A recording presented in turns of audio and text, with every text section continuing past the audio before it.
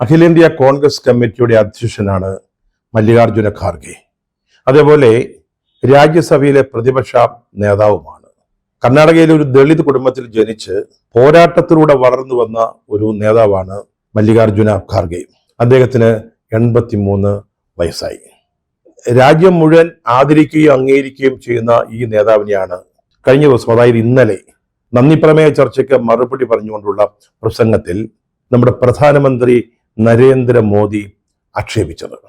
രാഷ്ട്രപതിയുടെ പ്രസംഗത്തിന് നന്ദി രേഖപ്പെടുത്തിക്കൊണ്ടുള്ള പ്രമേയത്തിന്മേൽ 2 സഭകളിലും ചർച്ച നടന്നതാണ്. വാസ്തവത്തിൽ ലോക്സഭയിലാണ് പ്രധാനമന്ത്രി മറുപടി പറയേണ്ടത്.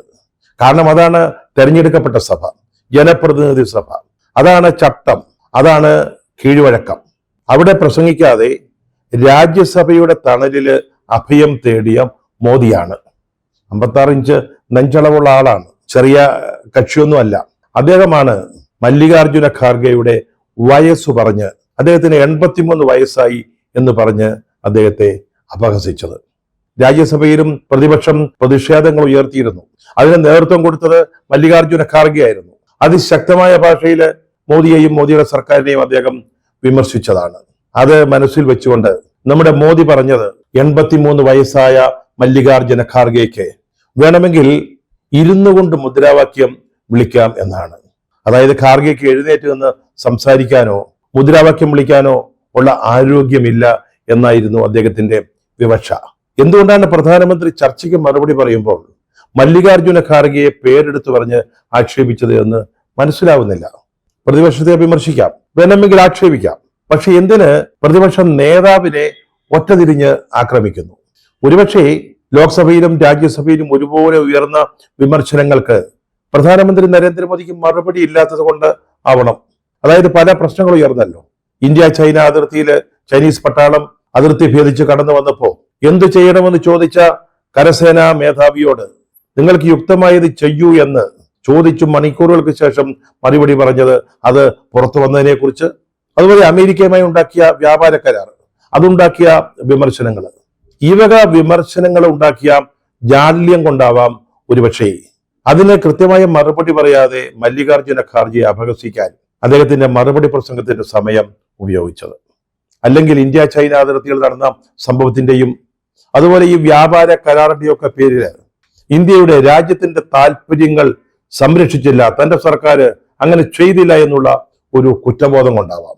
അല്ലാതെ എന്തിനാണ് രാഷ്ട്രപതിയുടെ പ്രസംഗത്തിന് നന്ദി രേഖപ്പെടുത്തുന്ന പ്രമേയത്തിന് മേലുള്ള ചർച്ചയ്ക്ക് മറുപടി പറയുമ്പോൾ മോദി, അദ്ദേഹം ഇന്ത്യയുടെ പ്രധാനമന്ത്രിയാണ്. പ്രധാനമന്ത്രിമാരൊക്കെ ലോക്സഭയിലാണെങ്കിലും രാജ്യസഭയിലാണെങ്കിലും സംസാരിക്കുമ്പോൾ ചില പരിധികളുണ്ട്, ചില ലക്ഷ്മണ രേഖകളുണ്ട്. അതൊക്കെ വാജ്പേയി അടക്കമുള്ള മുൻ പ്രധാനമന്ത്രിമാർ കൃത്യമായിട്ട് പാലിച്ചിരുന്നതാണ്. ആ പദവിയുടെ അന്തസ്, സംസാരിക്കുന്ന സഭയുടെ അന്തസ്, അതൊക്കെ അവരൊക്കെ പരിഗണിക്കാറുണ്ട്. അതിന്റെ അടിസ്ഥാനത്തിൽ സംസാരിക്കും. അല്ലാതെ പ്രതിപക്ഷ നേതാവിന്റെ പ്രായം എടുത്തു പറഞ്ഞ് അങ്ങേക്ക് വേണമെങ്കിൽ ഇരുന്നുകൊണ്ട് മുദ്രാവാക്യം വിളിക്കാമെന്നൊന്നും പറയാറില്ല. ഇതൊക്കെ വേണമെങ്കിൽ പൊതുയോഗങ്ങളിൽ പ്രസംഗിക്കാവുന്ന കാര്യങ്ങളാണ്. മോദി അങ്ങനെ പല പ്രസംഗങ്ങളും ചെയ്തിട്ടുണ്ട്. കഴിഞ്ഞ ലോക്സഭാ തെരഞ്ഞെടുപ്പിന്റെ സമയത്ത് ചില സ്ഥലങ്ങളിൽ ചില പ്രത്യേക സമുദായക്കാര് നിങ്ങളുടെ സ്വത്തുകൾ അപഹരിക്കും കോൺഗ്രസ് അധികാരത്തിൽ വന്നാൽ എന്നുപോലും പ്രസംഗിച്ച മോദിയാണ്. പക്ഷെ പാർലമെന്റിൽ സംസാരിക്കുമ്പോൾ ആരായാലും ഒരു മിനിമം മര്യാദകൾ ദീക്ഷിക്കണം. MM നരവനെയുടെ പുസ്തകവുമായി ബന്ധപ്പെട്ട്, അതായത് ഇന്ത്യ ചൈന അതിർത്തിയിൽ നടന്ന 2020 ആഗസ്റ്റിൽ നടന്ന സംഭവങ്ങൾ, അതിനെപ്പറ്റി പരാമർശിക്കുമ്പോൾ ആ പുസ്തക സഭയിൽ ഉദ്ധരിക്കാൻ ശ്രമിച്ച രാഹുൽ ഗാന്ധിയെ വലിയ വായിൽ വിമർശിച്ച BJP ആണ്, മോദിയാണ്. അത് അദ്ദേഹമാണ് യാതൊരു കാരണവും കൂടാതെ മല്ലികാർജുന ഖാർഗെയെ ഇതുപോലെ പരിഹസിച്ചത്. ഖാർഗെ പ്രതിപക്ഷ നേതാവാണ്, കോൺഗ്രസിന്റെ നേതാവ് മാത്രമല്ല.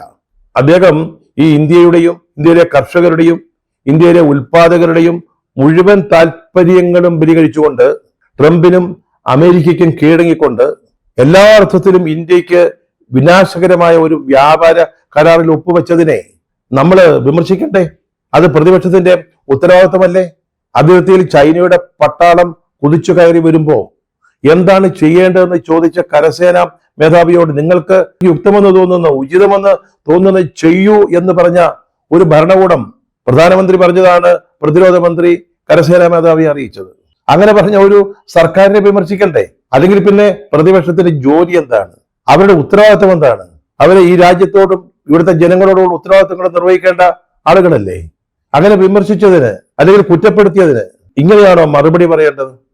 50,000 കോടി ഡോളറിന്റെ അമേരിക്കൻ ഉൽപ്പന്നങ്ങൾ യാതൊരു തീരുവയുമില്ലാതെ ഇന്ത്യയിലേക്ക് ഇറക്കുമതി ചെയ്ത് ഇന്ത്യൻ വിപണികളെ നിറയ്ക്കാൻ പോവുകയാണ്. പഴം, പച്ചക്കറി അടക്കമുള്ള കാർഷിക ഉൽപ്പന്നങ്ങൾ ഉൾപ്പെടെ നമ്മുടെ രാജ്യത്തെ കാർഷിക മേഖല അതിലെന്തായിരിക്കും സംഭവിക്കുക? ഇപ്പോൾ തന്നെ കർഷകർ സമരത്തിന്റെ പാതയിലാണ്. അവരുടെ അവസ്ഥ എന്താവും? ഇതൊക്കെ പറയണ്ടേ? അതുപോലെ നമുക്ക് കുറഞ്ഞ വിലയ്ക്ക് കിട്ടിയിരുന്ന റഷ്യയിൽ നിന്നുള്ള എണ്ണ അത് വാങ്ങാൻ ഈ കരാർ സമ്മതിക്കുന്നില്ല. കരാറല്ല, ട്രംപ് സമ്മതിക്കുന്നില്ല, അമേരിക്ക സമ്മതിക്കുന്നില്ല. നമുക്ക് ആവശ്യമായ ഒരു സാധനം ഏത് വിപണിയിൽ നിന്ന് വാങ്ങണം, ഏത് രാജ്യത്ത് നിന്ന് വാങ്ങണം എന്ന് തീരുമാനിക്കാനുള്ള അധികാരം പോലും നമുക്കില്ലെന്നേ. ആ ഒരു രീതിയിലേക്ക് കാര്യങ്ങൾ എത്തിയിരിക്കുക. നമ്മുടെ ഉൽപ്പന്നങ്ങൾക്ക് 18% തീരുവയുണ്ട്. അമേരിക്കയിൽ നിന്ന് ഇറക്കുമതി ചെയ്യുന്ന ഉൽപ്പന്നങ്ങൾക്ക് 0%. ഒന്ന് ആലോചിച്ച് നോക്കിയേ, ഇതെവിടെയാണ് ഇന്ത്യയുടെ താല്പര്യങ്ങൾ സംരക്ഷിക്കുന്നത്? എന്തോ വലിയ ഗുണകരമായ കരാറാണെന്ന് പറഞ്ഞ് BJP ചില നേതാക്കളൊക്കെ ലോക്സഭയിലും രാജ്യസഭയിലും ഒക്കെ പറയുന്നുണ്ട്. ഇതാണ് വാസ്തവം. ഇതുവരെ ഇതിന്റെ വിശദാംശങ്ങൾ നൽകാൻ രാജ്യസഭയിൽ മറുപടി പ്രസംഗം നടത്തുമ്പോൾ പോലും മോദി അടക്കം ഉള്ള ആളുകൾ എന്താണ് ഈ കരാറ്, ഇതിന്റെ വ്യവസ്ഥകൾ എന്താണെന്ന് പറയാൻ തയ്യാറാവുന്നില്ല. പക്ഷേ 50,000 കോടി ഡോളറിന്റെ അമേരിക്കൻ ഉൽപ്പന്നങ്ങൾ നമ്മൾ വാങ്ങേണ്ടി വരുമെന്നൊക്കെ ഇപ്പൊ സമ്മതിക്കുന്നുണ്ട് വാണിജ്യമന്ത്രി പീയൂഷ് ഗോയൽ അടക്കമുള്ളവര്. വാണിജ്യ വകുപ്പ് പറയുന്നത് എന്താണെന്ന് അറിയാമോ? അതായത് നമ്മൾ ഭാവിയിലേക്കുള്ള ആവശ്യങ്ങൾ മുൻപിൽ കണ്ടുകൊണ്ട് നമ്മൾ അമേരിക്കയിൽ നിന്ന് ഇത്രയും സാധനങ്ങൾ വാങ്ങുകയാണെന്നാണ്, വാങ്ങേണ്ടി വരുന്നു എന്നാണ്. കാർഷിക ഉൽപ്പന്നങ്ങൾ അടക്കമുള്ളതാണ് എന്ന് നമ്മൾ ആലോചിക്കണം. അപ്പം ഇതുവരെ മോദിയും മോദിയുടെ സർക്കാരും പറഞ്ഞുകൊണ്ടിരുന്ന മെയ്ക്ക് ഇൻ ഇന്ത്യ, എല്ലാം ഇന്ത്യയിൽ അങ്ങ് ഉൽപ്പാദിപ്പിക്കണമെന്നാണ് പറഞ്ഞത്. ആത്മനിർഭർ, ഇതൊക്കെ എവിടെ പോയി? നമ്മുടെ ഉൽപ്പാദനം എവിടെ പോയി? ഇവിടെ ഒന്നും ഉൽപ്പാദിപ്പിക്കുന്നില്ലേ? ഇപ്പൊ ഭാവിയിലേക്ക് വേണ്ടി എല്ലാം ഇറക്കുമതി ചെയ്യണമെന്നാണ് പറയുന്നത്. ഇതൊക്കെ രാജ്യത്തിന്റെ മുമ്പിലുള്ള വസ്തുതകളാ. പാർലമെന്റ് കൂടിക്കൊണ്ടിരിക്കുമ്പോൾ ഇതിനെക്കുറിച്ചൊക്കെ സംസാരിക്കേണ്ടത് പ്രതിപക്ഷത്തിന്റെ അവകാശവും അധികാരവുമാണ്. ലോക്സഭയിൽ ഇക്കാര്യങ്ങളെ കുറിച്ച് സംസാരിക്കാൻ പോലും ഭരണപക്ഷം അനുവദിച്ചില്ല, സ്പീക്കർ സമ്മതിച്ചില്ല. സങ്കീർണമായ ചില സഭാ ചട്ടങ്ങളുടെ പേര് പറഞ്ഞ് സ്പീക്കർ പോലും പ്രതിപക്ഷ നേതാവ് രാഹുൽ ഗാന്ധിയെ നിശബ്ദനാക്കാൻ ശ്രമിക്കുകയാണ് ചെയ്തത്. അപ്പോ രാജ്യസഭയിൽ ഖാർഗെയുടെ നേതൃത്വത്തിൽ പ്രതിപക്ഷം ഇതൊക്കെ ഉന്നയിക്കട്ടെ. അതിനപ്പുറത്ത് അദ്ദേഹം എന്താണ് ചെയ്തത്? ഖാർഗെ അങ്ങനെ ചെയ്തു. രാജ്യസഭയിൽ അതിശക്തമായ വാക്കുകളിൽ ഭരണകൂടത്തെ വിമർശിച്ചു. മോദി സർക്കാരിനെതിരെ സംസാരിച്ചു. അവർ ചെയ്യുന്ന തെറ്റുകളെ എണ്ണി എണ്ണി പറഞ്ഞു. അത് അദ്ദേഹം ചെയ്യേണ്ട കാര്യമല്ലേ? അദ്ദേഹം ഇരുന്നു കൊണ്ടൊന്നുമല്ല പ്രസംഗിച്ചത് കേട്ടോ. അദ്ദേഹം എഴുന്നേറ്റ് നിന്ന് നല്ല സ്ഫുടമായ ശബ്ദത്തിൽ നട്ടെല്ല് വളയ്ക്കാതെ നിവർന്നു നിന്നുകൊണ്ടാണ് സംസാരിച്ചത്. ഖാർഗെ അത്തരത്തിലൊരാളൊന്നുമല്ല കേട്ടോ. ദളിത് കുടുംബത്തിൽ ജനിച്ച് പോരാട്ടത്തിലൂടെ വളർന്നു വന്ന ആളാണ്. സംസ്ഥാന രാഷ്ട്രീയത്തിലും പിന്നെ ദേശീയ രാഷ്ട്രീയത്തിലും. അദ്ദേഹത്തിന് മോദി പറയുന്നത് പോലെ ഇരുന്നു കൊണ്ടൊന്നും സംസാരിക്കേണ്ട കാര്യങ്ങളൊന്നുമില്ല. എന്നിട്ടും എന്തിനാണ് ഉത്തരം പറയാൻ ധാരാളം ചോദ്യങ്ങൾ അവശേഷിക്കുമ്പോൾ ഖാർഗെയെ പരിഹസിച്ച് തടി തപ്പാൻ മോദി ശ്രമിച്ചത്? ഇത് കേട്ടാൽ തോന്നും പറയുന്നത് 30-40 വയസ്സുള്ള ഒരു ചെറുപ്പക്കാരനാണെന്ന്. നമ്മുടെ മോദി ഇപ്പൊ 75 വയസ്സായി. BJPയുടെ രീതി അനുസരിച്ചാണെങ്കിൽ LK അദ്വാനിക്കും മുരളി മനോഹർ ജോഷിക്കുമൊപ്പം മാർഗനിർദ്ദേശക് മണ്ഡലിലേക്ക് പ്രൊമോട്ട് ചെയ്ത് പ്രതിഷ്ഠിക്കേണ്ട ഒരാളാണ്. അദ്ദേഹമാണ് 83 വയസ്സായ ഖാർഗെയെ പരിഹസിക്കുന്നത്. 8 വർഷം കൂടെ കഴിഞ്ഞാൽ ഈ മോദിക്കും ഖാർഗെയുടെ പ്രായമാകും. അത് അദ്ദേഹം ഓർക്കുന്നില്ല. തനിക്ക് പ്രായം വർദ്ധിക്കുന്നുണ്ടെന്ന് മോദി അത് മനസ്സിലാക്കുന്നില്ലെന്ന് തോന്നുന്നു. ദളിതനായ ഖാർഗെയെ അപഹസിക്കുന്ന, ആക്ഷേപിക്കുന്ന, പരിഹസിക്കുന്ന അതേ നാവ് കൊണ്ടാണ് മോദി ലോക്സഭയിലും രാജ്യസഭയിലും സർക്കാരിനെതിരെ പ്രതിഷേധമുയർത്തിയ പ്രതിപക്ഷത്തെ വിമർശിക്കുന്നത്. എന്തു പറഞ്ഞു വിമർശിക്കുന്നു? ഗിരിവർഗക്കാരിയായ രാഷ്ട്രപതിയെയും ഭരണഘടനാദത്തമായ ആ പദവിയെയും കോൺഗ്രസ്സുകാർ അപഹസിച്ചു എന്ന് പറഞ്ഞുകൊണ്ട്. ഒന്ന് ആലോചിച്ച് നോക്കി, എന്തൊരു വൈരുദ്ധ്യമാണ്. മോദിക്കെന്നും പറയാം, BJPക്ക് എന്നും പറയാം. കോൺഗ്രസ്സുകാർ മിണ്ടിപ്പോരുത്, വിമർശിക്കരുത്. വിമർശിച്ചാൽ പിന്നെ അവർ രാജ്യദ്രോഹികളാകും. രാഹുൽ ഗാന്ധിയെ രാജ്യത്തിന്റെ ശത്രുവായിട്ടങ്ങ് പ്രഖ്യാപിക്കും. ഈ വലിയ വായിൽ സംസാരിക്കുന്ന പ്രധാനമന്ത്രി എന്തുകൊണ്ടാണ് ലോകസഭയിൽ നന്ദി പ്രമേയ ചർച്ചയ്ക്കുള്ള മറുപടി പറയാൻ തയ്യാറായില്ല? അവിടെ ഭൂരിപക്ഷമുണ്ടല്ലോ ഭരണകക്ഷിക്ക്. പിന്നെ എന്തുകൊണ്ട് തയ്യാറായില്ല? രാഹുൽ ഗാന്ധിയെ സംസാരിക്കാൻ അവസരം കൊടുക്കാത്തവരാണല്ലോ. പ്രതിപക്ഷം ഒരു നിലപാടെടുത്തു. രാഹുൽ ഗാന്ധിയെ സംസാരിക്കാൻ അനുവദിക്കുന്നില്ലെങ്കിൽ പ്രധാനമന്ത്രിയെയും പ്രസംഗിക്കാൻ ഞങ്ങൾ അനുവദിക്കില്ല എന്ന്. അങ്ങനെ പ്രതിപക്ഷം ചെയ്യുന്നതിൽ എന്താണ് തെറ്റുള്ളത്? അവരുടെ നേതാക്കൾക്ക് സംസാരിക്കാൻ അവസരമില്ല. ന്യായമായ കാര്യങ്ങൾ സഭയിൽ അവർക്ക് പറയേണ്ടതുണ്ട്. അതിനെ തടയുകയാണ് സ്പീക്കറും ഭരണപക്ഷവും. അപ്പൊ ഇതുപോലുള്ളൊരു നടപടികൾക്ക് പ്രതിപക്ഷം തയ്യാറാവേണ്ടി വരും. ഇന്നലെ വ്യാഴാഴ്ച 4 വനിതാ കോൺഗ്രസ് അംഗങ്ങള് ബാനറുമായി പ്രധാനമന്ത്രിയുടെ ഇരിപ്പിടത്തിനടുത്തേക്ക് ചെന്നു. പ്രധാനമന്ത്രി ഉള്ളപ്പോഴല്ല. ഇത് കണ്ടിട്ടാവണം നമ്മുടെ സ്പീക്കർ പ്രധാനമന്ത്രി ലോക്സഭയിൽ പ്രസംഗിക്കാൻ വരേണ്ടെന്ന് ഉപദേശിച്ചത്രേ. അദ്ദേഹം വരേണ്ട കാര്യമില്ലെന്ന് പറഞ്ഞത്രേ. അങ്ങനെ സ്പീക്കർക്ക് പറയാൻ പറ്റുമോ എന്ന് എനിക്ക് അറിഞ്ഞുകൂടാ. അദ്ദേഹത്തിന് അങ്ങനെ ഒരു അധികാരമുണ്ടോ, അവകാശമുണ്ടോ? പ്രധാനമന്ത്രി അല്ലെങ്കിൽ പ്രതിപക്ഷ നേതാവ് സഭയിൽ വരണ്ട എന്ന് പറയാൻ പറ്റുമോ? സഭയിൽ വന്നു കഴിഞ്ഞാൽ അവിടെ നടക്കുന്നത് അതിനെ നിയന്ത്രിക്കാൻ അതിൻ്റെയൊക്കെ ഉത്തരവാദിത്വം സ്പീക്കർക്കുണ്ട്. ഇനി ഈ വനിതാംഗങ്ങള് ബാനറുമായിട്ട് ഭരണപക്ഷത്തേക്ക് ചെന്നതുകൊണ്ടാണോ അദ്ദേഹം വരാതിരുന്നത്? ഇത് നടന്നത് വ്യാഴാഴ്ചയാണ്. പക്ഷെ നേരത്തെ അറിയിച്ചിരുന്നത് ബുധനാഴ്ച വൈകുന്നേരം ലോക്സഭയിൽ അദ്ദേഹം മറുപടി പറയുമെന്നാണ്. അന്ന് വന്നില്ലല്ലോ. എന്താ അന്ന് വരാഞ്ഞത്? വ്യാഴാഴ്ച വരാതിരുന്നത് സ്പീക്കർ പറഞ്ഞതുകൊണ്ടാണെങ്കിൽ മുൻകൂട്ടി തീരുമാനിച്ചതുപോലെ ബുധനാഴ്ച അദ്ദേഹം വന്ന് പ്രസംഗിക്കേണ്ടതായിരുന്നില്ലേ? എന്തുകൊണ്ട് വന്നില്ല? കാരണം അദ്ദേഹത്തിന് സഭയിൽ ഉന്നയിക്കപ്പെട്ട വിഷയങ്ങളിലെ മറുപടിയില്ല. ഇന്ത്യ ചൈന അതിർത്തിയിൽ നടന്ന കാര്യത്തെപ്പറ്റി എം നരവരെ പറഞ്ഞ കാര്യങ്ങൾ അദ്ദേഹത്തിന്റെ പുസ്തകത്തിൽ വെളിപ്പെടുത്തിയ വസ്തുതകൾക്ക് മറുപടി പറയാൻ പ്രധാനമന്ത്രിക്ക് ഇല്ലെന്നേ. അതുപോലെ തന്നെ ഈ അമേരിക്ക ഇന്ത്യ കരാറ് എന്താണ് പറയുക? അതിനെപ്പറ്റി എന്ത് ന്യായീകരിക്കാൻ പറ്റും? രാജ്യസഭയിൽ വന്നപ്പോൾ തന്നെ അദ്ദേഹം എന്താ പ്രസംഗിച്ചത്? ഈ കരാറിനെ കുറിച്ച് അനുകൂലിച്ച് സംസാരിച്ചു. ചെറുപ്പക്കാർക്ക് പ്രയോജനം ചെയ്യുമെന്ന്. ചെറുപ്പക്കാർക്ക് എന്ത് പ്രയോജനം ചെയ്യുന്നത്?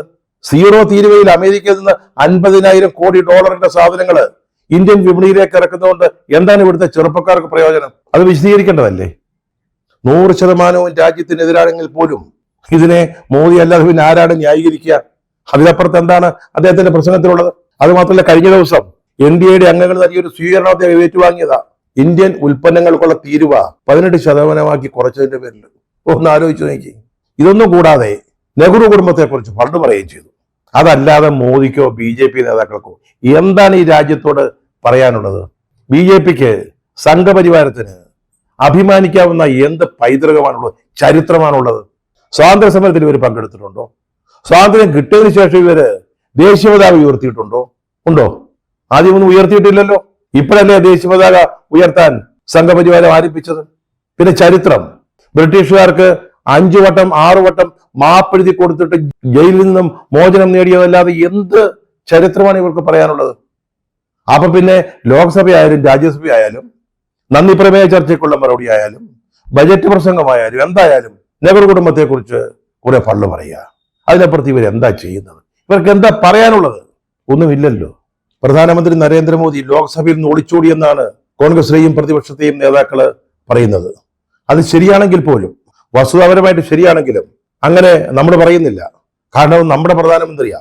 അദ്ദേഹം 56 ഇഞ്ച് എന്നൊക്കെ പറഞ്ഞിട്ട് ഒളിച്ചോടി എന്ന് പറയുന്നത് നമ്മുടെ പ്രധാനമന്ത്രി അങ്ങനെ ചെയ്തു എന്ന് പറയുന്നത് ശരിയല്ലാത്തത് കൊണ്ട് അതിന് തയ്യാറാവുന്നില്ല. പക്ഷെ അദ്ദേഹം ലോക്സഭയിൽ മറുപടി പറയാൻ തയ്യാറായില്ല. അത് ചെറിയ കാര്യമല്ല. കീഴ്വഴക്കങ്ങളും ചട്ടങ്ങളും പാരമ്പര്യവും അനുസരിച്ച് ജനപ്രതിനിധി സഭയിലാണ് അദ്ദേഹം ഈ ചർച്ചയ്ക്ക് മറുപടി പറയേണ്ടത്. എം നരവനെ മുൻ കരസേനാ മേധാവി എഴുതിയ പുസ്തകം ഉദ്ധരിക്കുന്നതിന് സ്പീക്കറും ഭരണപക്ഷവും പറഞ്ഞ എതിർവാദം എന്തായിരുന്നു? ഒരു ചട്ടം ഉദ്ധരിച്ചുകൊണ്ടായിരുന്നു. അതായത് പ്രസിദ്ധീകരിക്കാത്ത ഒരു പുസ്തകം ഉദ്ധരിക്കാൻ പാടില്ല എന്നൊരു ചട്ടം. പ്രസിദ്ധീകരിച്ച ലേഖനം ഉദ്ധരിക്കാനാണ് അന്ന് രാഹുൽ ഗാന്ധി ശ്രമിച്ചത്. അതിന് സമ്മതിച്ചില്ല. പിറ്റേത് ആ പുസ്തകവുമായിട്ട് അദ്ദേഹം വന്നു. പ്രസിദ്ധീകരിക്കപ്പെട്ട പുസ്തകവുമായി അദ്ദേഹം വന്നു. എന്നിട്ടും സമ്മതിച്ചില്ല. പക്ഷെ ഇവിടെ ലോക്സഭയിൽ ഉണ്ടാകുന്ന വിമർശനങ്ങൾക്ക് സർക്കാരിന്റെ ഭാഗത്തുനിന്ന് മറുപടി പറയേണ്ടത് പ്രധാനമന്ത്രിയാണെന്ന് പറയുന്നുണ്ട്. അദ്ദേഹമാണ് ആ കൃത്യം നിർവഹിക്കേണ്ടത്. ചട്ടം 20 അനുസരിച്ച് അങ്ങനെ ചെയ്യാതിരിക്കണമെങ്കിൽ, പ്രധാനമന്ത്രി മറുപടി പറയുന്നില്ല എങ്കിൽ ഈ ചട്ടം അനുസരിച്ച് ഏതെങ്കിലും ഒരു അംഗം ഇത് സഭയിൽ ഉന്നയിക്കുകയും, ഒരു പ്രമേയമായിട്ടോ മറ്റോ സഭയിൽ ഉന്നയിക്കുകയും സഭയുടെ കൺസെൻസസ് എടുക്കുകയും വേണം, സഭയുടെ അംഗീകാരം വേണം. എന്നിട്ട് മാത്രമേ പ്രധാനമന്ത്രിക്ക് പ്രസംഗത്തിൽ നിന്ന് ഒഴിഞ്ഞു മാറാൻ പറ്റുകയുള്ളൂ. ഈ ദിവസങ്ങളിലെ പ്രശ്നങ്ങളൊക്കെ ആരംഭിച്ചത് ഒരു ചട്ടം ഉന്നയിച്ചുകൊണ്ട് മുൻ കരസേനാ മേധാവിയുടെ പുസ്തകത്തിൽ നിന്ന് ചില കാര്യങ്ങൾ ഉദ്ധരിക്കുന്നതിന് രാഹുൽ ഗാന്ധിയെ തടഞ്ഞതിൽ നിന്നാണ്. ഇവിടെ നന്ദി പ്രമേയത്തിന്മേലുള്ള ചർച്ച അവസാനിക്കുന്നതും ഒരു ചട്ടം, 20ാമത്തെ ചട്ടം ലംഘിച്ചുകൊണ്ടാണ്. അപൂർവമായ ഒരു കാര്യമാണ് പ്രധാനമന്ത്രി ലോക്സഭയിൽ മറുപടി പറയാതിരിക്കുന്നു എന്നുള്ളത്. 2004 അന്ന് പ്രധാനമന്ത്രിയായിരുന്ന മൻമോഹൻ സിംഗിന് മറുപടി പറയാൻ സാധിച്ചില്ല. രാഷ്ട്രപതി APJ അബ്ദുൽ കലാം നടത്തിയ പ്രസംഗത്തിന് നന്ദി രേഖപ്പെടുത്തുന്ന പ്രമേയം അന്ന് പ്രതിപക്ഷം വലിയ ബഹളം സഭയിൽ ഉണ്ടാക്കുകയായിരുന്നു. ലല്ലു പ്രസാദ് യാദവ്, ഷിബു സോറൻ മുതലായ ആളുകളെ കേന്ദ്ര മന്ത്രിസഭയിൽ എടുത്തതിനെതിരായിട്ടുള്ള പ്രതിഷേധം. അവർ കളങ്കിതരാണെന്ന് പറഞ്ഞുകൊണ്ടാണ് സഭാ നടപടികൾ BJP സ്തംഭിപ്പിച്ചത്. അതവരുടെ അവകാശം, അതവർക്ക് ചെയ്യാവുന്ന കാര്യമാണ്. പക്ഷേ അത് കണ്ടിട്ട് അന്നത്തെ പ്രധാനമന്ത്രി മൻമോഹൻ സിംഗ് ഒളിച്ചോടിയില്ല. അദ്ദേഹം ലോക്സഭയിൽ ഉണ്ടായിരുന്നു. അത് മാത്രമല്ല, അദ്ദേഹത്തിന്റെ പ്രസംഗം ലോക്സഭയുടെ മേശപ്പുറത്ത് വയ്ക്കുകയും ചെയ്തു. സഭയുടെ മേശപ്പുറത്ത് വയ്ക്കുന്ന ഏത് രേഖയും സഭാ നടപടികളുടെ ഭാഗമാകും. ഇതാണ് മൻമോഹൻ സിംഗും മോദിയും തമ്മിലുള്ള വ്യത്യാസം. ഇതാണ് കോൺഗ്രസും BJPയും തമ്മിലുള്ള അന്തരം.